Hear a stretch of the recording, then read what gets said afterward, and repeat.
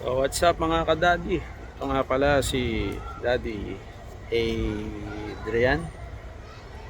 Ngayon duty ko ngayon, bantay ng anak ko. Ayun, natapos na ako magbantay. Ayan, may bisita silang tungkol sa science, mga solar system. Ayun na si Brian, yung makulit kong bunso. Ayan, tinanong na ni teacher. Miwalay ba naman kanina? Nakita lang ako, miwalay sa grupo nila. Hinahanap na, kasama ko na. Ang talas ng mata. Iba talaga mga bata na to. Ayan. Meron silang, did you know, tungkol sa sun. Telescope, titingnan yung araw.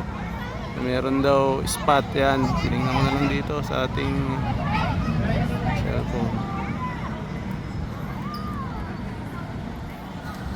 Okay. So ilang duty ko ngayong araw na to.